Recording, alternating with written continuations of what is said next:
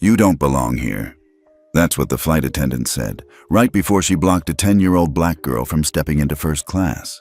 What she didn't know was that little girl's uncle had just bought 52% of the airline. And her job?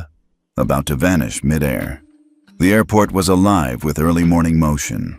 Suitcases rolled, coffee steamed, voices rose and fell like waves.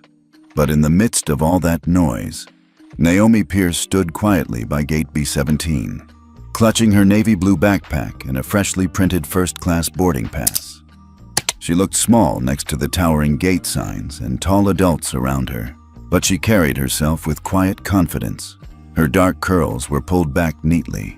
Her shoes were polished. Her outfit, a soft cardigan and a blue dress, had been picked out the night before with help from her uncle. "Travel prepared, look respectful, speak clearly," he had reminded her. "But never let anyone tell you where you do or don't belong." She repeated those words in her head as the gate agent announced, "Group 1, now boarding, first class." Her heart fluttered. She stepped forward, boarding pass in hand. First class, her first time. A gift from her uncle, Gregory Pierce.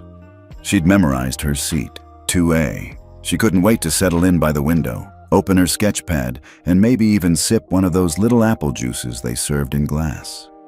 Naomi waited her turn behind a tall man in a gray suit. The woman at the gate, Claudia Heller, her nameplate said, was scanning boarding passes with a professional smile. But when Naomi stepped up, something changed. Claudia looked down at the pass, then up at Naomi, then back down again. Her brow furrowed, just slightly, but enough. Naomi offered a polite, "Good morning." Claudia didn't respond. Instead, her voice dropped half an octave. "Sweetheart, where are your parents?" Naomi blinked. "My uncle booked the flight. I'm traveling alone. I'm in first class." Claudia's eyes narrowed like Naomi had just said something outrageous. "Are you sure?" Naomi lifted the boarding pass slightly higher. "Yes, ma'am. Seat 2A." Claudia gave a short breath of air, half chuckle, half disbelief. "That's first class." "I know." "Well," Claudia said with a tight professional smile, "let's get this cleared up. First class is for our paying customers." Naomi paused. "My uncle paid for my seat." Now other passengers in line were beginning to glance over. A woman in heels looked up from her phone. An older man frowned slightly. Still holding her ticket, Naomi tried again. "I have the pass. It says 2A." But Claudia stepped closer, her voice low and sharp. "Look, I don't want to make a scene, but you clearly don't belong up here. Don't push it." The words hit like a slap. Naomi froze. Behind her, someone muttered impatiently. The line shifted. A few heads turned.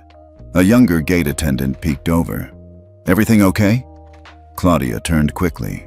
"Yes, just a mix-up. We're handling it." Then, without even checking the ticket again, Claudia pointed toward the general boarding area. "Go ahead and take a seat in economy. They'll help you there." Naomi's heart pounded. She didn't argue, didn't cry. She just stepped to the side and let the line move past her. People gave her glances, some curious, some indifferent. No one said anything. She stood off to the side for a moment, her small fingers gripping the boarding pass so tight it started to crease. Then, quietly, she walked back toward the general boarding area. The shame pressed on her like a weight. Her uncle had told her she belonged there, but the woman at the gate didn't even bother to check. Inside the plane, Naomi found herself seated in 27B, rowed in between a window stranger and a magazine reader. Her feet barely touched the floor. She tucked her backpack under the seat and sat stiffly upright, staring at the boarding pass still in her hand. She hadn't done anything wrong, so why did it feel like she had? Meanwhile, just a few cabins ahead, hidden behind a partition labeled Private Business Traveler Section, a man in a dark navy suit adjusted his cufflinks and checked his phone. Gregory Pierce, 52, founder of Pierce Equity Group and newly minted majority shareholder of Sky Vista Airlines, was flying quietly under the radar.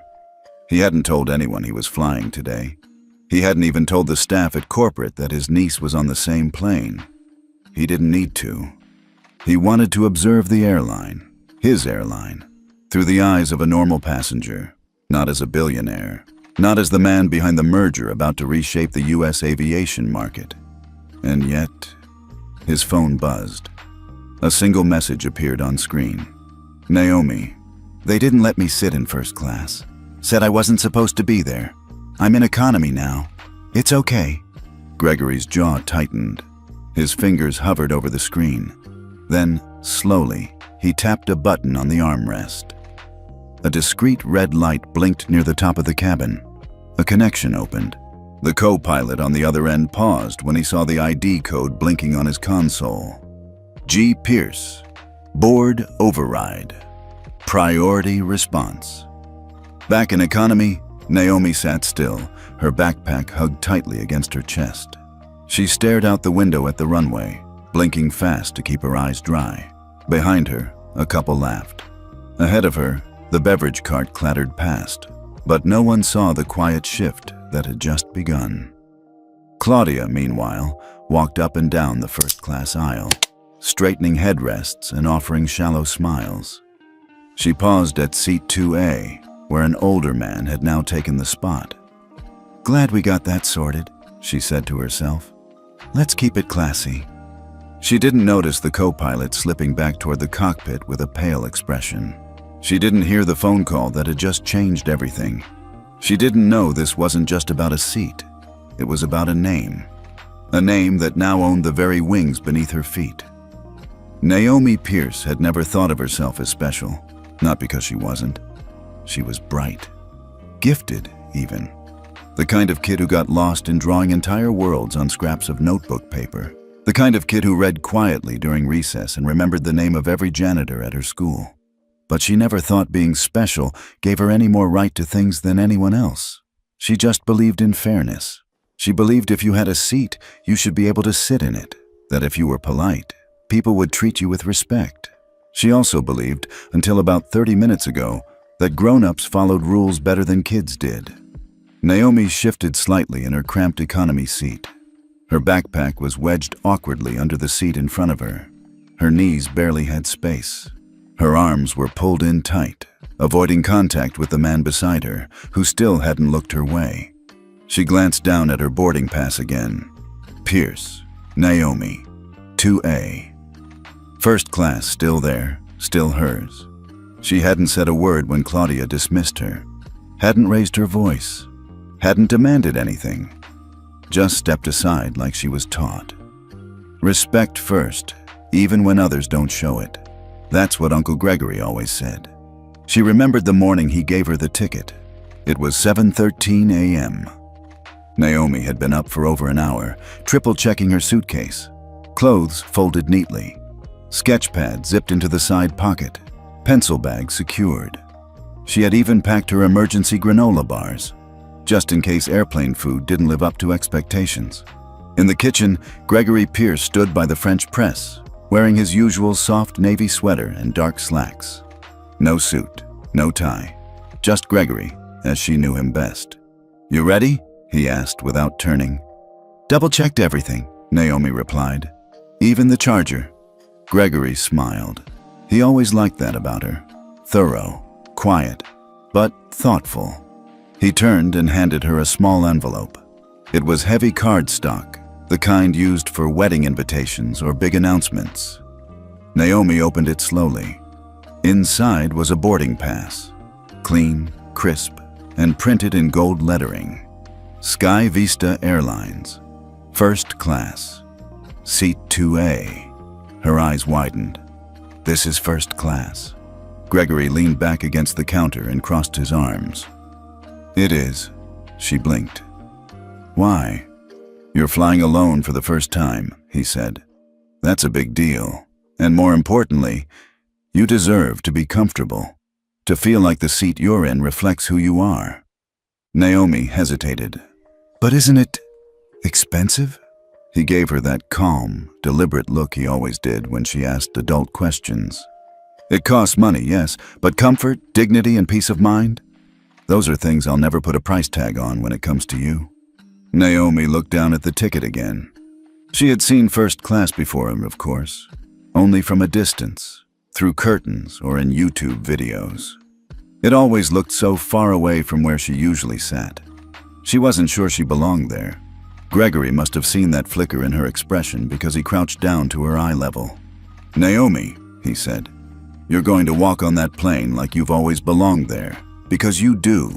You belong anywhere your name is written. And your name," he tapped the ticket, "is written right on that seat." Naomi's fingers curled around the boarding pass now, remembering that moment. "My name is written on that seat." She hadn't said anything when Claudia told her to step aside. Not even when the woman said, "You clearly don't belong up here." But now, sitting among the shuffle of plastic trays and armrest battles, she felt the sting rising in her chest. She didn't want revenge. She didn't want attention. She just wanted what was right. Naomi reached into her backpack, pulled out her sketch pad, and opened to a blank page. Her pencil hovered above the paper, unsure of what to draw. Her hand trembled. She tried to sketch the seat, 2A, just as she'd imagined it. A big window, smooth armrest, a glass of apple juice on the tray. But the lines came out shaky. She pressed harder, and the pencil tip snapped. She closed the pad, and then she opened her phone. One new message had arrived. "Uncle Gregory, stay calm. I'm handling it. Just focus on breathing. We'll talk soon." If there was one thing Naomi trusted in more than seat numbers, it was her uncle. Back in the cockpit, the co-pilot's eyes flicked from the overhead gauges to the secure communications console. The call had ended only 2 minutes ago, but the message was unmistakable. Gregory Pierce, yes, that Gregory Pierce, had called in using a level of clearance reserved for board-level override, the kind of code that made the FAA pause when it showed up in the system. The co-pilot turned to the captain, his voice low. "Command wants us to initiate board-level ground protocol upon landing." The captain's brows lifted. "Why?" The co-pilot swallowed. "Pierce is on board." That was all the captain needed to hear. Meanwhile, Claudia was making her way through first class, handing out warm towels with practiced grace. The kind of performance you'd expect from someone with 18 years in the air.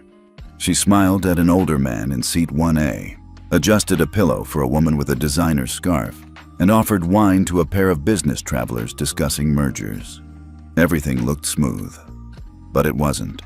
Because somewhere in row 27 sat a little girl with a valid boarding pass and a last name more powerful than anyone in this cabin knew. And somewhere, a man who never raised his voice was preparing to make sure everyone learned it. Naomi folded the message from Gregory into her lap, tucking her phone away. She didn't know what her uncle was doing right now. She didn't expect him to march up and demand justice. That wasn't his way. But she knew he didn't let wrong things sit too long. And she knew that when he said, "I'm handling it," he meant the whole thing. She looked down at her sketch pad again, and this time, she drew something different. Not seat 2A, not a cabin. She drew a nameplate. Claudia Heller, former lead flight attendant. Claudia Heller had worked in the airline industry for nearly 2 decades. She liked to believe she'd seen everything. The entitled business travelers, the cranky retirees, the influencers pretending not to film themselves. She prided herself on reading people before they opened their mouths. So when that little black girl walked up to the gate holding a first-class ticket, Claudia didn't hesitate. Kids like that didn't fly first class. Not alone, not dressed like that, not without someone important trailing behind them. She didn't need to scan the ticket. She didn't need to ask questions. She just knew. Now, 35,000 feet in the air, Claudia was moving through the first-class cabin like she owned it. Her posture was poised, her steps confident. She handed out hot towels, fluffed pillows, and flashed her polished professional smile. But beneath all that, she was still thinking about that kid. She probably just grabbed the wrong pass, Claudia muttered under her breath, standing in the galley with a junior flight attendant named Jill. Or maybe someone printed her ticket wrong. You'd be shocked how often they try that. sneaking up here like they belong. Jill hesitated. I mean, the ticket said 2A. Claudia rolled her eyes. People fake things all the time. Flash a barcode, act like they belong. You've got to have instincts in this job. Jill didn't reply. She had seen the interaction too. She'd watched the little girl offer her ticket politely, get dismissed, and walk away without raising her voice. No tantrum, no attitude, just a quiet walk of shame. It stuck with her, but Claudia had already moved on. Anyway, she said, adjusting her scarf, we handled it. She said it loud enough for a few passengers nearby to hear. Some ignored her. A few exchanged uncomfortable glances. Claudia didn't care. She thrived in control. And today, she believed, she'd done exactly what she was paid to do. Protect the cabin. Naomi, in 27B, didn't hear any of it. But she felt it. The weight of being pushed where you don't belong. Not because of rules, but because of what people think when they look at you. Her sketch pad rested in her lap. She had started to draw earlier, but her pencil snapped under her grip. Now she just traced invisible lines in her mind. First class layout. 1A, 1B, 2A. Her seat. Her name. She had never caused trouble in her life. Never been kicked out of anything. And yet today, for the first time, she'd been made to feel like she had broken something. Like she had dared too much just by sitting down. She stared out the window, jaw tight. Back in first class, Claudia stopped at seat 2A. It had been reassigned to a white businessman who barely looked up from his tablet. Claudia smiled. Can I get you another drink, sir? Scotch, neat. Right away, she said sweetly. She turned to walk back and past the woman in 1C who had been silent the whole flight. That woman, silver hair, pearl earrings, and the kind of posture that came from years in executive boardrooms, had seen everything at the gate. She hadn't said a word at the time, but she had watched. Now, she leaned slightly toward the man beside her and whispered, She kicked that little girl out of this seat. The man raised an eyebrow. Really? I saw the whole thing. Kid had the ticket in her hand. The man nodded, quietly filing that away. People in first class were watching more closely now than Claudia realized. Meanwhile, Naomi's phone buzzed quietly. Uncle Gregory, stay calm. Things are moving. Just breathe. She let the message sink in. She still didn't know what he meant. But if there was one person in the world she trusted, it was her uncle. He didn't bluff, and he didn't let things go. Naomi looked down at her sketch pad again. She flipped the page and started to draw something new. Not a seat, not a plane. A name tag. Claudia Heller, former flight attendant. In the cockpit, the co-pilot received another encrypted message through the board override line. Gregory Pierce, confirmed on board. Board-level ground protocol authorized. The co-pilot turned to the captain, his voice low. This is real. The captain glanced at the readout. He's flying incognito? The co-pilot nodded. And he just pulled rank. The captain sat back in his chair. That explains everything. They both looked straight ahead, the calm of the skies suddenly feeling more fragile. Back near the galley, Claudia was prepping the landing service, collecting drink glasses and jotting down notes for the post-flight briefing. Her hand moved automatically, but something felt off. Why had the cockpit asked to reconfirm the gate mid-flight? Why was the co-pilot suddenly so formal? She shrugged it off. Maybe it was nothing, maybe it was protocol. But when the intercom clicked on and the captain's voice said, Senior Flight Attendant Claudia Heller, please report to the cockpit, the smile fell from her face. She froze for a beat. That had never happened before. In economy, Naomi looked up from her pad. Passengers around her stirred. Someone said, Did they just call a flight attendant to the cockpit? Another person whispered, That can't be good. Naomi felt something shift inside her, like the wind changing direction. She didn't know what was coming. But she knew. Claudia straightened her uniform and made her way up the aisle. Her heels clicked against the floor. Passengers glanced at her as she walked by, but no one said anything. Yet. Behind her, Jill stood frozen, one hand on the curtain. She had never seen Claudia look that unsure. Claudia reached the cockpit door, knocked once, and waited. The door opened, and the co-pilot gestured her inside.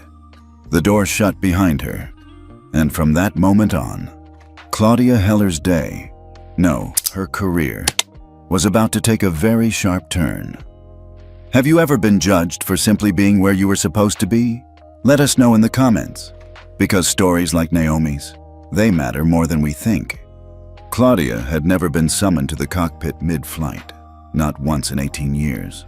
She'd had captains thank her after turbulent landings, had co-pilots flirt after red eyes, even had one passenger propose to his girlfriend in her galley. But this felt different. As she stood just outside the reinforced cockpit door, something she couldn't name tightened in her chest. It wasn't fear. She didn't scare easy. But it was something. The door slid open with a soft click, and the co-pilot, a young man with calm eyes and a clenched jaw, nodded for her to step inside. "Take a seat," the captain said without turning around. Claudia slid into the jump seat behind them, smoothing her skirt, trying to keep her voice steady. "Is everything all right?" The cockpit was quiet for a moment, the hum of the engine the only reply. Then the captain turned his head slightly and said, "Claudia, how long have you been flying for Sky Vista?" She blinked. 18 years. Why? He looked at her. Really looked at her. Then leaned forward and pressed a button on the console. A secure communication line lit up. The screen above the instruments came alive with a name Claudia had seen before. Gregory Pierce, Sky Vista Board Priority Channel. The captain didn't speak. The voice on the other end did. "Captain, I assume she's with you?" "Yes, Mr. Pierce," the captain replied. There was a pause. Then, "Please inform Ms. Heller that her actions toward my niece have been noted, recorded, and will be addressed immediately upon landing. She is not to interact with any other passengers for the remainder of the flight." Claudia's breath caught. Niece. Her mind scrambled. The girl. The black girl. 2A. Naomi. She hadn't asked her last name. She hadn't checked. She had assumed. I didn't realize," she started, but the captain raised his hand to silence her. "Mr. Pierce," he said, "do you have any further instructions?" "Yes." There was no anger in Gregory's voice, just gravity. "Upon landing, hold the plane at the gate. No one disembarks until I board. This will be handled in front of the passengers." Claudia's spine stiffened. "In front of the—" "Yes." "And Claudia," he added, voice still calm, "you don't get to decide who belongs where on my airline. Not anymore." Then the line went dead. The cockpit fell silent again. The co-pilot didn't move. The captain turned slowly to look at her. "I'd return to your duties, but per instruction, you are not to interact with passengers." Claudia stood up, her legs suddenly unsteady. She opened the door and stepped out into the aisle, every footstep heavier than the last. In row 27, Naomi sat upright. She hadn't heard the call, but she had seen Claudia's face when she came out of the cockpit. Gone was the arrogance. Gone was the sharpness in her walk. The woman looked smaller, like her uniform no longer fit. Naomi glanced at her phone. Nothing new. Still, she knew. Something had shifted. She picked up her sketch pad again and began a new drawing. This time, it wasn't a seat or a name tag. It was the silhouette of a plane with a single figure standing at the top of the boarding stairs. She didn't label it, but she knew who it was. Back in first class, whispers started spreading. Passengers had seen Claudia enter the cockpit and return looking pale, rattled, and quiet. "She's not talking anymore," someone murmured. "Did you see her face? What happened in there?" The woman in 1C glanced down the aisle toward economy. "That little girl is going to change more than just seats," she said softly. Her seatmate nodded. "About time someone did." At the galley, Claudia stood motionless. Her hands shook slightly as she tried to pour water into a paper cup, but spilled it. Jill, the junior attendant, stepped forward. "Here, let me." Claudia didn't argue. She just stepped back. I didn't think she... Jill looked at her. "You didn't ask." Claudia opened her mouth to reply, then shut it again. She returned to the jump seat and sat in silence. Meanwhile, in the private executive cabin just ahead of first class, Gregory Pierce watched the landscape pass by outside the window. His phone buzzed. "Landing confirmed. Gate 6A. Media team in position." He responded with a single word. "Proceed." He hadn't planned to reveal himself this way. He wasn't interested in grandstanding, but something about what Naomi had texted him. "They said I didn't belong." It had struck a nerve. He had built companies from the ground up. He had sat in boardrooms where people whispered about how he got lucky. He had eaten in restaurants where the check was handed to someone else at the table. And now, it had happened to his niece. On his plane. Enough was enough. Back in economy, Naomi closed her sketch pad and looked straight ahead. She wasn't smiling. She wasn't smug. But in her silence, there was certainty. At the front of the plane, a young passenger near first class turned to his mom and whispered, "Is the flight attendant in trouble?" His mom looked down at her Kindle, then back at Claudia seated near the galley, stiff and quiet. "I think so, sweetie." "But why?" His mom paused, then said, "Sometimes people forget that everyone deserves to be treated with respect, and sometimes they get reminded." In row 27, Naomi stared at the overhead light. Then she whispered to herself, just barely loud enough to hear, "Uncle Gregory never forgets." The plane touched down with a smooth jolt at San Diego International, tires kissing the runway like they'd done it 1,000 times. To the passengers, it was just another landing. To Claudia Heller, it felt like the beginning of the end. She stood stiffly by the front galley, her hands folded, her eyes locked on the seatbelt sign above her. The silence around her wasn't normal. Even the flight attendants were unusually quiet, avoiding eye contact. Jill hadn't said a word since they began descent. First class didn't erupt into the usual rustling of coats and laptop bags. There were no zippers, no impatient clicks of carry-ons being dragged from overhead compartments. Only the hum of the engine and the heaviness in the air. Seatbelt sign-off. And yet, no chime for disembark. No, "Thank you for flying Sky Vista." Claudia stepped forward, clearing her throat. "Ladies and gentlemen, thank you for..." Before she could finish, the captain's voice cut in overhead. "Ladies and gentlemen, please remain seated. The doors will not open just yet. We are awaiting a special boarding request from our executive team. Your patience is appreciated." A pause, then silence, and a wave of murmurs rippled through the cabin. A boarding request?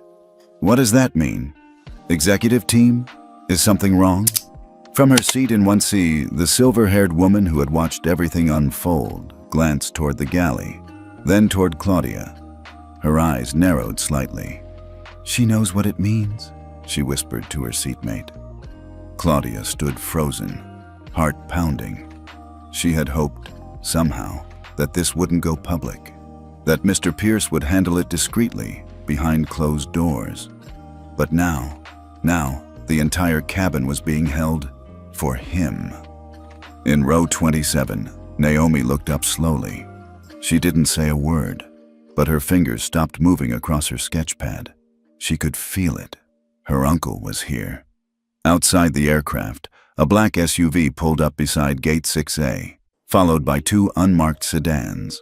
There were no flashing lights, no loud voices, just a man in a dark suit stepping out with a calm, steady presence that made people look twice. Gregory Pierce wasn't the kind of man you recognized on billboards, but if you worked in aviation, mergers, or finance, you knew him. And now he was walking up the jet bridge, flanked by two Sky Vista executives and a board attorney. No press, no cameras, just purpose. Inside the aircraft, the mood was shifting. First-class passengers looked around, sensing something serious was about to happen. Row 27 leaned forward slightly, whispering among themselves. One man in 10B muttered, "This feels different." Another passenger in 14A looked out the window. "There's someone coming up the bridge." Then the door opened. Soft at first, just a hiss of the cabin pressure equalizing. And Gregory Pierce stepped inside. He didn't raise his voice. He didn't wave his hands. He just walked, steady and silent, all the way to the front of the cabin. Passengers turned in their seats to follow him with their eyes. A few gasped quietly, recognizing him. Claudia's face had gone ghost white. Gregory didn't stop at the cockpit. He stopped in the aisle, turned toward first class, and spoke with the clarity of a man used to boardrooms, not cabins.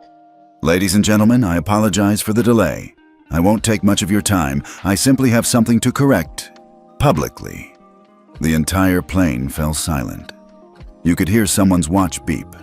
Then Gregory turned to Claudia and said, loud enough for economy to hear, "Ms. Heller, I am Gregory Pierce. I acquired 52% of Sky Vista Airlines last quarter. That means, as of last month, I'm your employer." Claudia opened her mouth, but nothing came out. He continued, "Yesterday, I finalized a merger to fold Sky Vista into a 3-airline alliance that controls nearly a third of U.S. air travel. We plan to bring consistency, dignity, and equity back to the passenger experience." A beat. Then, without looking away, "This morning, you removed a 10-year-old black girl from her assigned seat in first class. You dismissed her ticket. You assumed she didn't belong." The cabin was dead still. "What you didn't know is, that girl is my niece." A woman in 2C gasped. A man in economy whispered, "No way." Naomi's hands gently folded the corner of her sketch pad. "You didn't check her name. You didn't check the record. You didn't ask. You assumed. You embarrassed her. You humiliated her. And now, I'm here to restore the dignity you tried to take." Gregory turned slightly, his voice never rising, but every word landed like a stone. "Effective immediately, Ms. Heller. You are relieved of your duties at Sky Vista." Claudia staggered back a step. "Sir, I didn't know." He cut her off, calm, measured. "You didn't care to know. That's worse." He gestured to the executive behind him. "You may escort her off the aircraft now."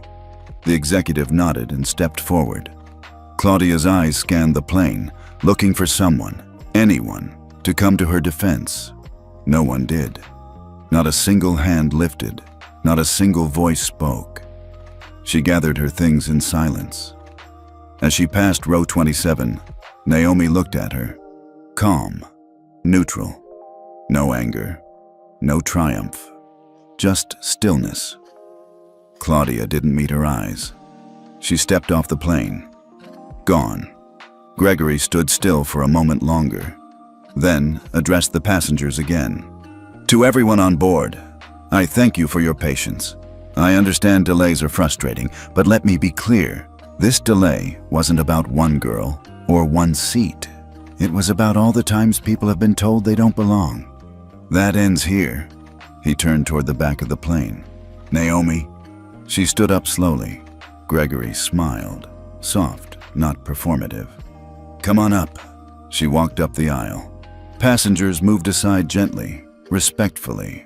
She stopped beside her uncle, who placed a hand on her shoulder. "This is the only person on this plane I'm truly here for today," he said. "She had a seat, and she'll take it." He looked toward seat 2A. Naomi looked at it, then at her uncle, and then shook her head. "Can I sit next to you instead?" Gregory chuckled, nodded, and led her to the private cabin just past first class. The rest of the passengers stayed quiet as she passed, but the look in their eyes had changed. Respect, admiration, and something deeper. As the plane doors reopened and passengers began disembarking, a man in 14A turned to the woman beside him. "Did that really just happen?" She nodded. "It did." "And that was the owner?" "No," she said with a smile. "That was her uncle." By the time the last passenger stepped off the plane, Word had already started to spread. No one yelled, no one filmed it. But somehow, everyone knew. As airport staff helped passengers exit Gate 6A, whispers began floating like smoke through the terminal. Did you hear what happened on that Sky Vista flight? Some girl got kicked out of first class. Turned out her uncle owns the airline. They say he fired the flight attendant right there before anyone could leave. It's all over the executive Slack boards already. At the arrival screen, 3 agents paused and stared at flight SV245 from Boston. Is that the one? That's the flight, the youngest said, eyes wide. Gate 6A. From the other side of the glass wall, Naomi walked beside her uncle. Calm, quiet, backpack on her shoulder, sketchpad tucked under one arm. She didn't wave, didn't smile, but her presence changed the temperature of the room. In the executive boardroom 27 floors above Sky Vista's West Coast office, an emergency meeting had been called. Gregory Pierce hadn't even left the airport. He'd walked straight from the plane to the airline's private terminal suite and requested every department head on the West Coast division to log in immediately. Legal, HR, PR operations. At 3:41 p.m., the call began. Let's be clear, Gregory said into the screen, sleeves rolled to his forearms. This isn't about a child being treated unfairly. This is about our culture. The room was dead silent. He continued. A passenger holding a valid first-class ticket was removed because of someone else's assumptions. No questions asked. No procedures followed. Someone from HR unmuted. Sir, we've already started preparing a performance review. Gregory raised a hand. Not enough. This isn't about one person. This is about how many people watched it happen and didn't speak up. Legal chimed in. We've never had anything like this escalate at the gate before. It didn't escalate, Gregory replied. It wasn't allowed to escalate. She didn't raise her voice. She didn't argue. She just accepted it. And that's what's worse. The PR director shifted in her seat. We're starting to get media requests. Local stations. One national blog already picked up a version. Gregory nodded once. Good. We won't run from it. A few heads snapped up. He leaned forward. In 24 hours, I want the following implemented. Public statement from Sky Vista accepting full responsibility. No deflection. Mandatory retraining for all customer-facing roles on Dignity First protocols.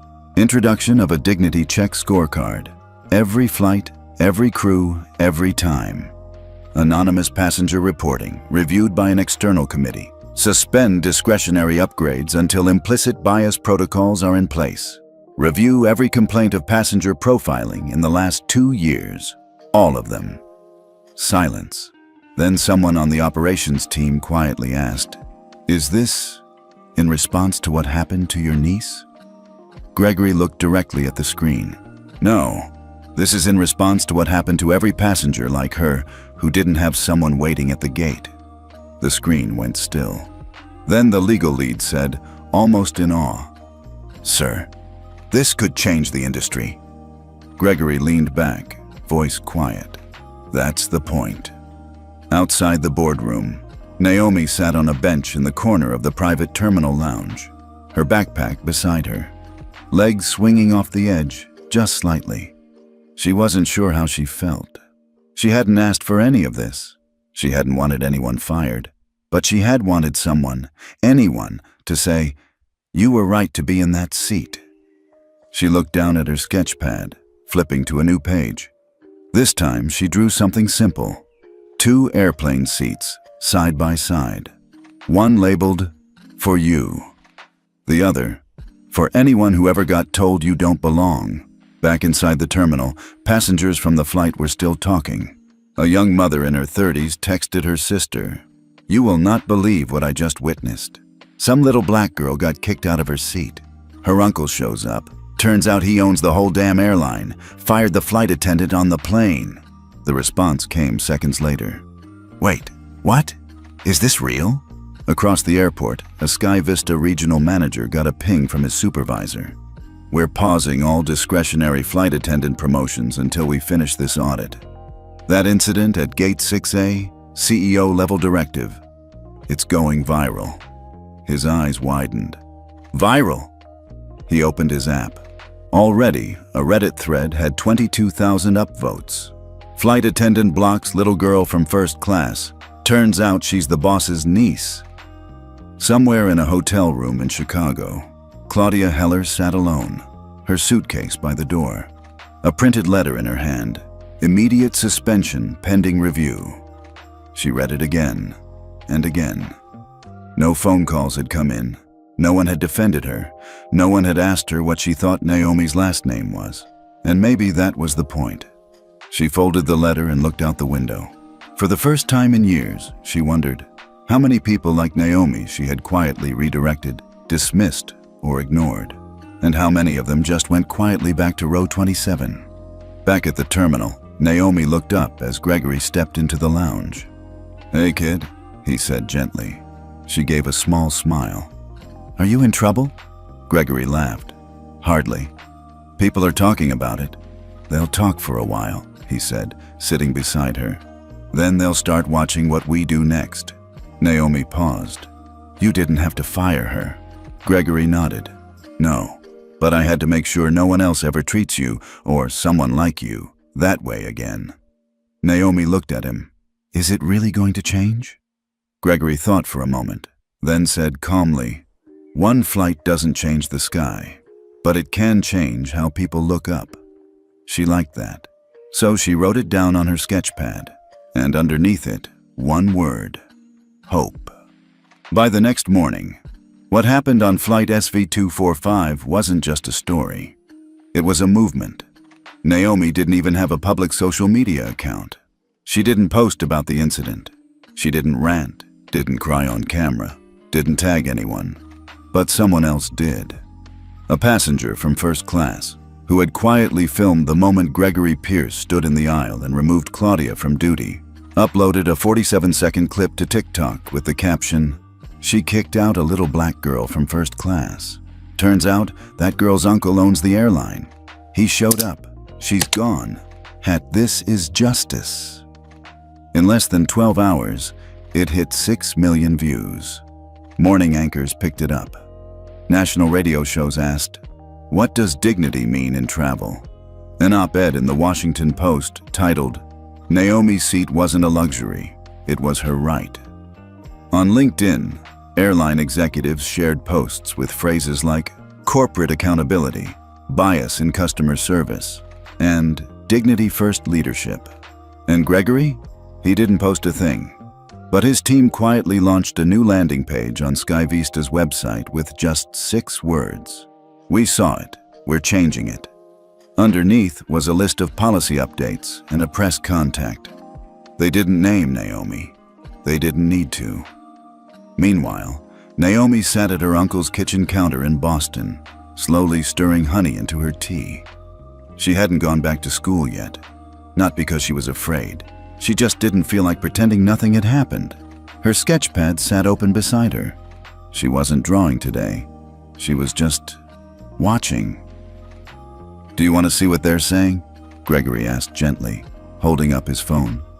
Naomi shook her head. "Are you sure?" She looked up at him. "What good would it do?" Gregory gave a small smile. "Some of it might make you feel less alone." Naomi took a sip of her tea. "I didn't feel alone." He paused, then nodded. Later that day, Gregory joined a virtual town hall with 400-plus SkyVista employees. The tension in the video call was obvious. Some wore concern on their faces, others confusion, even anger. They'd read the memos, they'd seen the headlines. They didn't know what would happen next. Gregory didn't waste time. "This isn't punishment, this is reform." What happened on Flight 245 was preventable, not because of better rules, but because of better reflexes. We don't need more procedures. We need more people who stop and ask, "Am I treating this person fairly?" Some of you are wondering why this is such a big deal. Some of you are thinking, it's just a seat. But seats aren't just cushions and tray tables. They're symbols. And when you move someone out of their seat, when they were supposed to be there, you send a message that they don't belong. He let that hang in the air. From now on, we check names. But more importantly, we check ourselves. In the days that followed, the impact deepened. Sky Vista's call centers began logging 3x the usual number of calls, not complaints, but support. Parents called in to say thank you. Teachers wrote emails about using the video in class to talk about fairness. Frequent flyers requested to be part of the new Passenger Equity Panel. One email simply read, "I've been Naomi. At 40 years old, I'm still Naomi. Thank you for seeing us." Claudia, meanwhile, had gone dark. Her name trended briefly, then disappeared. No interviews, no public apologies, no explanations. Gregory had offered no further comment on her employment status, but inside the airline, everyone knew. The lesson wasn't about Claudia, it was about culture. One morning, Naomi found a package at the front door. Inside was a hardcover notebook, black leather, gold-trimmed edges, and a note in handwriting she didn't recognize. "One day, you'll draw what happened. Not for them, for you. Keep going." A flight attendant who's trying to be better. Naomi traced the edge of the paper with her finger, then picked up her pencil. At school the following week, her teacher asked if she'd like to share about her trip. Naomi simply said, "Sometimes you don't get to sit where you're supposed to, but if you stay quiet long enough, someone might stand up without you even asking." The classroom went still. No one said a word, but her classmates listened harder for the rest of the day. Back at Sky Vista, Gregory met with board members behind closed doors. One of them, an older executive in a crisp suit, folded his hands and asked, "You could have handled this privately. Why did you make it public?" Gregory replied, "Because it wasn't just a mistake. It was a message, and I needed to send one back. Quiet doesn't work anymore, but dignity still does." 2 weeks later, the new Sky Vista Dignity Score system launched. Every flight now included a post-trip survey with one core question. Did you feel like you were treated as if you belonged? Passengers could respond anonymously. Scores were reviewed weekly. Bonuses were tied to performance. Gregory didn't care if people called it performative. He cared if someone like Naomi never had to be told, "You don't belong here," again. That Sunday, Naomi and Gregory flew again. Not in first class, not in any special seat. Just side by side, window and middle. As the plane leveled off at cruising altitude, a flight attendant passed by and paused. She knelt down gently, placed a ginger ale and a cookie on Naomi's tray, and said softly, "There's no seat number in the sky, just stories. And yours made me want to do better." Naomi looked at her, surprised, then smiled. It was small, but real. The press room inside the Sky Vista headquarters wasn't built for breaking news. It was quiet, wood-paneled, modest. A few dozen chairs, a single row of flags. No flashy screens, no dramatic lighting. But on this particular morning, the room was packed. Reporters, industry analysts, shareholder reps, and airline employees filled every seat. The energy in the room was electric, tense, curious, and just a little bit anxious. Everyone had read the headlines. Everyone had seen the clip. Everyone was waiting to hear from the man at the center of it all. And at 9 a.m. sharp, Gregory Pierce walked to the podium. He didn't smile. He didn't wave. He just looked out over the crowd and began, steady and clear. "This morning, I'm announcing a formal merger between Sky Vista Airlines and 2 additional regional carriers under Pierce Aviation Holdings. This merger gives us control of 31% of domestic air traffic across 118 U.S. airports." Gasps rippled through the room. This wasn't just a corporate restructuring. This was a power shift. Gregory continued, "But I'm not here today just to talk about routes and revenue. I'm here to talk about what that power is going to be used for. Because having leverage in this industry is only worth something if we use it to fix what's broken. He paused, letting the weight of that sentence land. You've all seen the video. You've read the statements.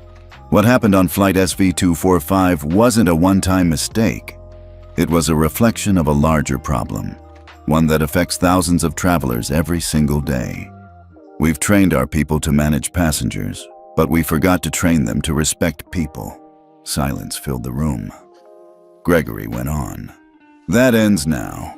Starting next quarter, all partner airlines under our alliance will adopt a unified dignity protocol. Training, review systems, and accountability measures across every level of staff. If you wear our badge, you respect every human being who walks onto our aircraft. No exceptions. Back at home, Naomi sat cross-legged on the couch, watching the live stream on her iPad. She didn't know most of the business terms Gregory used, but she understood his tone. He wasn't just making rules, he was drawing a line. Her uncle never shouted, but when he spoke like this, people listened. Even through the screen, she could feel it. In the press room, a reporter finally raised a hand. Mr. Pierce, you've made this a very personal campaign. Was that intentional? Gregory nodded. Very. Another reporter asked, and your niece, has she spoken publicly about it? He shook his head. She didn't need to. She already said everything when she stood there and said nothing. Audience interaction, natural, Hmong, and fitting tone of this chapter. Have you ever had a moment where staying silent said more than words ever could? Let us know below, because sometimes the most powerful stories don't come from those who yell the loudest. The press conference continued for 45 minutes. Questions about restructuring, fleet changes, training programs, pilot unions. Gregory answered them all, measured, calm, composed. But no answer landed harder than the last one. A young journalist stood and asked, "What does your niece think of all this, of being the face of this change?" Gregory looked directly into the camera and smiled for the first time that morning. She doesn't want to be a face. She just wanted her seat. Later that afternoon, Naomi sat by the window in her room, watching planes cross the sky. She didn't understand the full scale of what her uncle had just done, but she could feel the difference. It was in the texts from her classmates, the quiet nod from her bus driver, the way a teacher paused when she called her name, then smiled with something a little more like respect. It was subtle, but real. Meanwhile, deep inside a Sky Vista conference room, a group of senior managers reviewed a growing list of former complaints. Each file was a name. Each name was a story. Some were angry. Some were quiet. Some sounded a lot like Naomi's. One manager closed the folder in her hands and whispered, "How many times did this happen before someone had an uncle in the boardroom?" No one answered, but they all knew the truth. That night, Gregory stood in front of the window in his study, nursing a cup of tea. His phone buzzed. A text from a rival airline CEO. "Your move just shook the whole damn industry. We'll have to keep up." Gregory replied simply, "Good. Then we're getting somewhere." Before bed, Naomi placed her sketch pad on her nightstand. On the last page, she had written something new, big, bold letters. "I didn't move. The world did." When Gregory Pierce spoke, boardrooms listened. But when his policies started reshaping revenue streams, rival airlines started sweating. Just 3 days after his press conference, Sky Vista's stock jumped 12. Analysts on Bloomberg called it a bet on ethics as competitive strategy. MarketWatch used the headline, "Morality Moves Markets, How Pierce Turned a Scandal into Dominance." But behind the scenes, things weren't so calm. In a private call between 3 CEOs of rival domestic carriers, the conversation was blunt. If he gets this dignity protocol adopted as a new passenger standard, we're looking at a shift in the entire pricing model. It's not just marketing. He's turning respect into leverage. We need to stop this before it sets a new bar we can't afford. And in that moment, the war lines quietly formed. This wasn't about a little girl anymore. This was about who controls the future of commercial flight. Meanwhile, Gregory was calm, not relaxed, just prepared. He knew the pushback would come. He had expected it, and he had already drafted his response. At 5 a.m. the next morning, Gregory sat with his small operations team in a secure conference suite at Logan Airport, where he presented what he called Phase 2. There were no graphs, no slogans, just one slide, black screen, white text, industry standard or industry obsolete. The team leaned in. Gregory spoke plainly. We're not asking the rest of the industry to catch up. We're giving them a choice: match the standard or get left behind. Our dignity protocol isn't a feature, it's a filter. If your culture can't pass it, you don't fly with us. One executive raised a hand. What about alliances? Shared code agreements?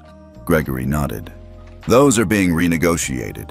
No more silent partners with noisy problems. Silence filled the room. They all understood what he meant. Sky Vista wasn't trying to fit into the industry. It was about to force the industry to fit around it. Across the country, news outlets started comparing Sky Vista's policy rollout to seatbelt laws in the 1980s. Controversial at first, then standard, then required. In a regional airline HQ in Texas, a mid-level marketing VP slammed her laptop shut after reading the latest data. His sentiment numbers are off the charts. People aren't just flying with them, they're buying in. Her boss didn't even look up. That's what happens when you get it right before it becomes regulation. Back in Boston, Naomi was finishing a quiet lunch with her uncle on the rooftop garden of his building. She hadn't said much that day, just sat, sketched, watched the planes pass. But Gregory noticed something in her silence. She wasn't anxious anymore. She was focused. "What you drawing?" he asked gently. She turned the pad around. A cabin layout, but not just any layout. Each seat had a label, not names, not numbers, but intentions. Belongs here. Welcome. Earned. Still learning. Gregory raised an eyebrow. This for a story? Naomi smiled. Maybe. That night, Gregory received an invitation from a major network to appear on national television. Prime time. He declined. Instead, he sent a video statement. 2 minutes long, black backdrop, no music. This story was never about punishment. It's about policy. When you tell someone they don't belong, you don't just risk a lawsuit. You risk your legacy. And when you tell them, quietly with your actions, that they do belong, you rewrite the rules for everyone watching. Back at school, Naomi had returned to a version of normal, or at least a new version of it. People stared less, they whispered less, but they still looked. And this time, Naomi looked back. She didn't shrink. She didn't smile to make them more comfortable. She just met their gaze. Even, calm, unapologetic. She had learned something new. Sometimes silence isn't weakness, it's memory. And some people need to remember. Inside Sky Vista HQ, an internal poll showed something no one expected. 94% of employees said the dignity protocol made them feel more proud to wear the uniform. One HR executive, reading the data, said aloud, "It's not just passengers he's restoring. It's us." In the shadows, rival airlines began drafting counter-campaigns. Some tried humor. Others leaned into tradition, but none could escape the truth. They had been reactive. Gregory had been proactive. And in an industry where delays cost millions, he'd left them behind on the runway. Naomi closed her sketchpad that evening and looked out at the city. Gregory joined her, 2 mugs of cocoa in hand. "You okay?" he asked. She nodded. "Better than okay?" He smiled. "Good, because it's not over yet." Naomi looked at him curious. He sipped the cocoa and added, "We've changed the rules. Next, we're changing the map." Gregory Pierce never rushed a rollout. He knew how power worked, not just when you used it, but when you waited. Long enough for the world to realize it needed you to act. And now, Weeks after the incident on flight SV-245, it was time for the next move. It started with a map. On a Monday morning in a secure glass conference room, Gregory laid out a series of documents across a walnut table. Each sheet marked a major regional airport in red. Some were well known: Chicago Midway, Atlanta Hartsfield, Denver International. Others were quieter hubs: Sacramento, El Paso, Omaha. But what connected them all was a small note at the bottom of each page. Pending Sky Vista Alliance Gate Transfer, Phase 1.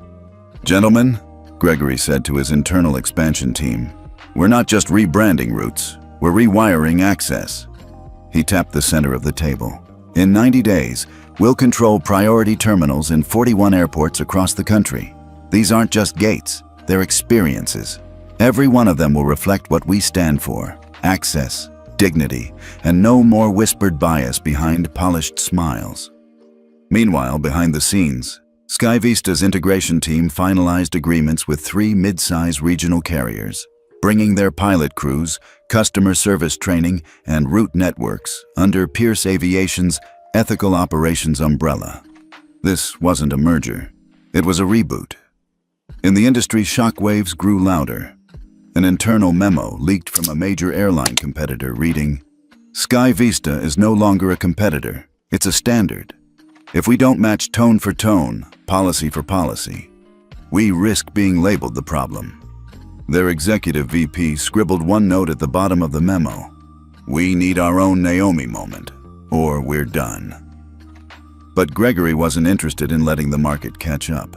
He wanted to shift the expectation itself. At a private board presentation, he said, "We're not fighting over airfare anymore.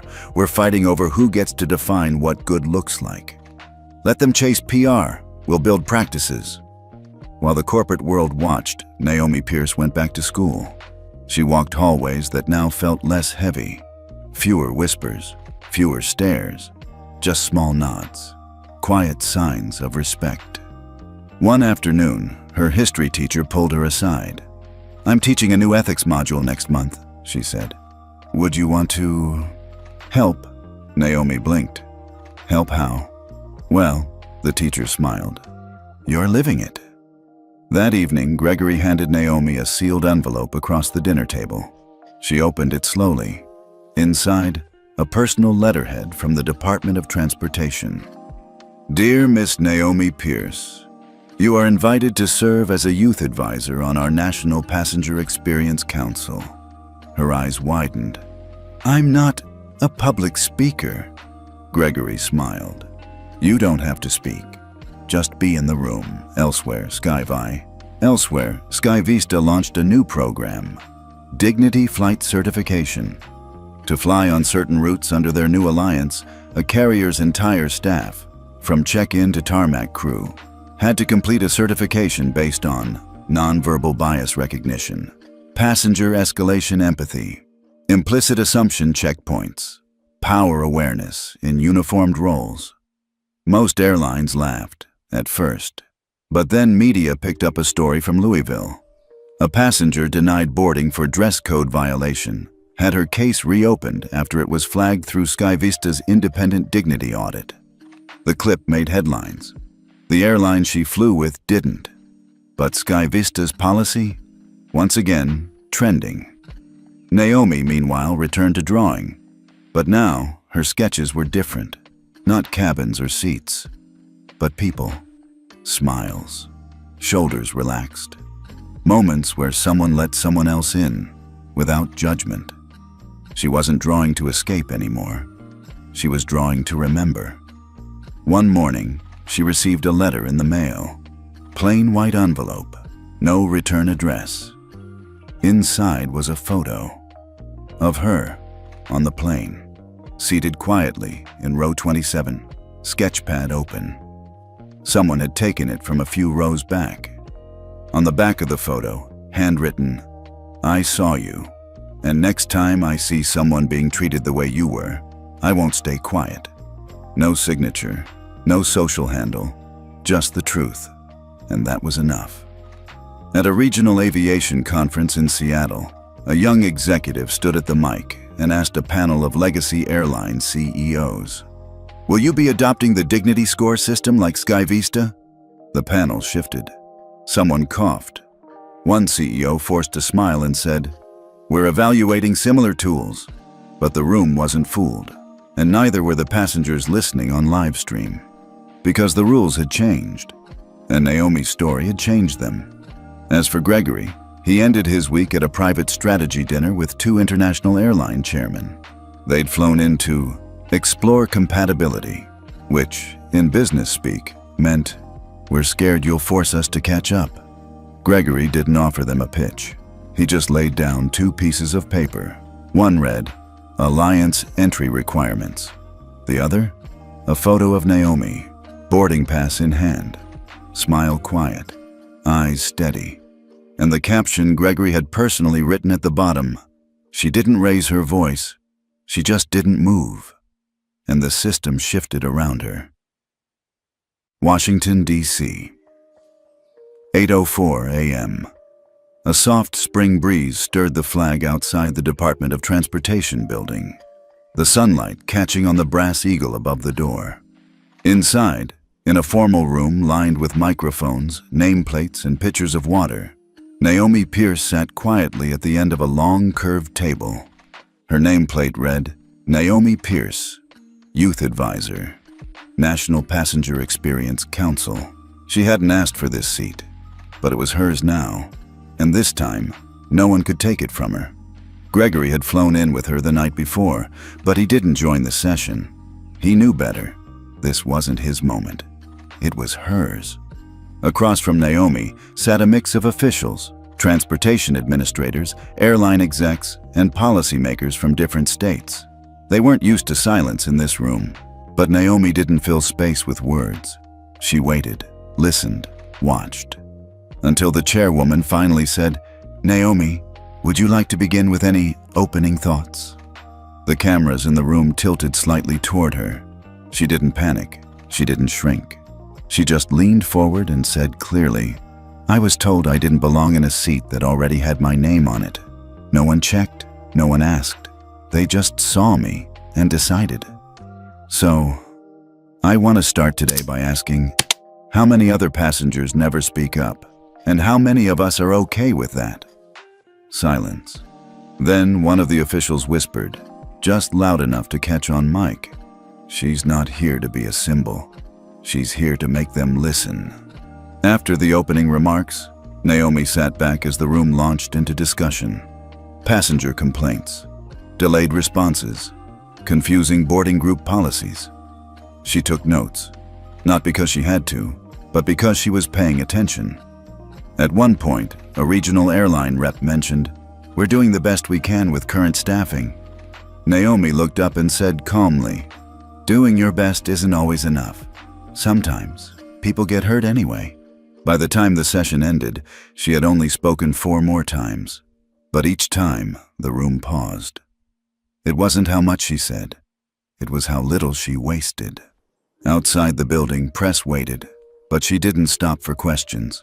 She stepped into the back of the car where Gregory was waiting. "How'd it go?" he asked gently. Naomi shrugged. "I think I made them uncomfortable." Gregory smiled. "Good." Later that night, a national columnist published a story with a headline, "A girl who never asked to speak, but made the whole room go quiet." The article included a quote from an unnamed council member. "She reminded us what all this is supposed to be about. Not policy, not politics, people, dignity, seats with names." While Naomi's voice echoed through DC boardrooms across the Atlantic, Gregory's strategy was entering its next phase.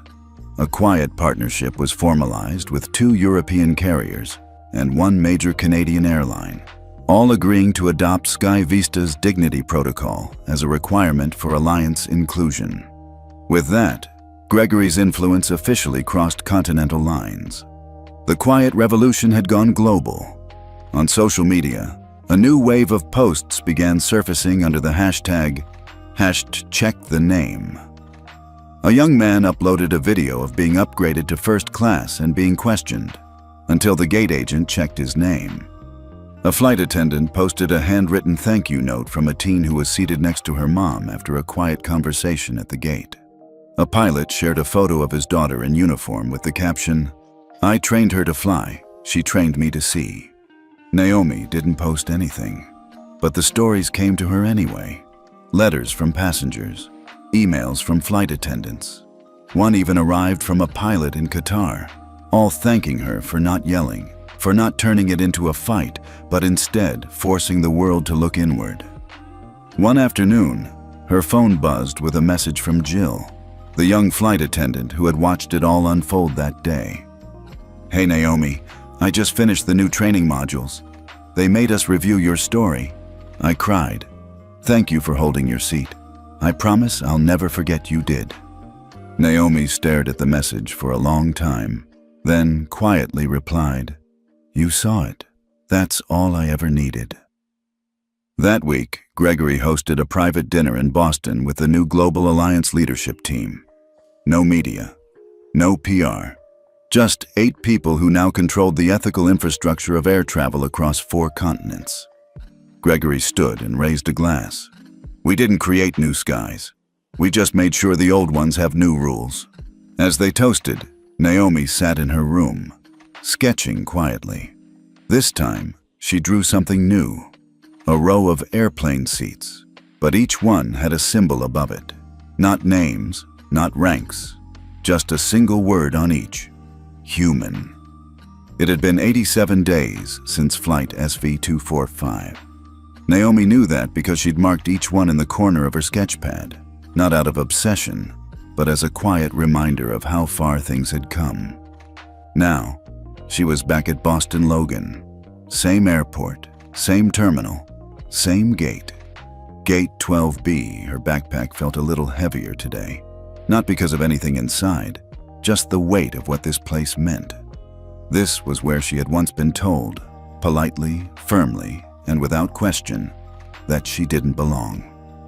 Now, she belonged to the system that rewrote the response. The check-in line moved quickly.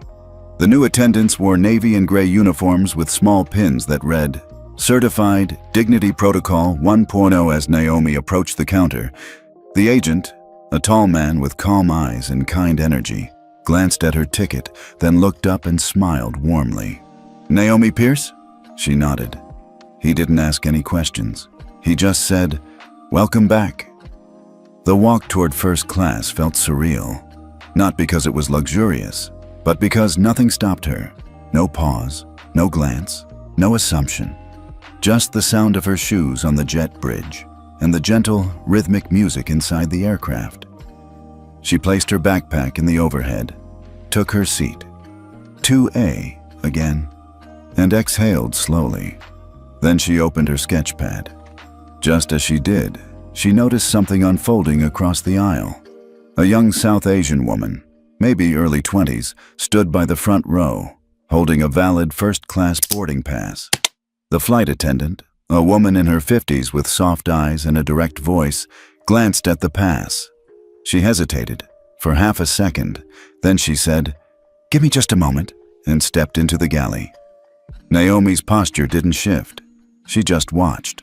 The pause was familiar. The woman returned with another attendant, younger, clipboard in hand. They double-checked the manifest. Then, quietly, respectfully, the older flight attendant stepped forward, met the passenger's eyes, and said, "Apologies.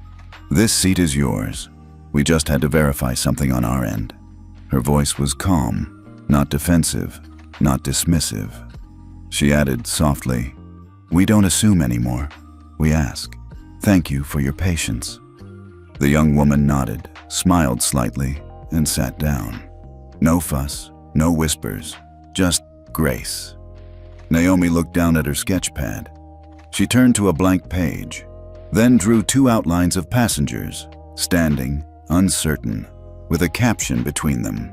Not every wrong moment needs to be a fight. Some just need someone willing to pause and correct. As the plane took off, the sun caught the wing just right, casting a golden stripe across Naomi's seat. She looked out the window, silent, not because she had nothing to say, but because the silence finally felt earned. This was the first time she had flown since the hearing, the first time she'd returned to the beginning. But it no longer felt like a wound. It felt like a circle, quietly closed. Somewhere behind her, a passenger sneezed. The older flight attendant smiled and handed over a tissue, a small gesture, but Naomi noticed. Because it was the kind of thing you don't always see unless you've once been unseen. As the plane leveled out, a man seated in 3C leaned slightly into the aisle and caught the attendant's attention. "Hey," he said quietly, "I saw what happened back there. You handled it well." The attendant smiled. "That's the training." He raised an eyebrow. "New?" She nodded. "New and overdue." Then she turned to Naomi, not because she knew who she was, but because the cabin had shifted in tone, and she could feel it. "Would you like anything to drink, miss?" Naomi looked up and smiled. "Water's fine, thank you." Simple, easy, no hesitation, and in that, there was victory. As she leaned back in her seat, Naomi glanced down at the boarding pass still tucked into the seat pocket. 2A, Naomi Pierce. Same seat, same name. But this time, the world had adjusted to fit the truth, not the other way around. Have you ever returned to a place where you were once made to feel small, but this time stood taller just by being you? Let us know in the comments, because sometimes the greatest justice isn't loud. It's just walking back in and not needing anyone's permission to belong.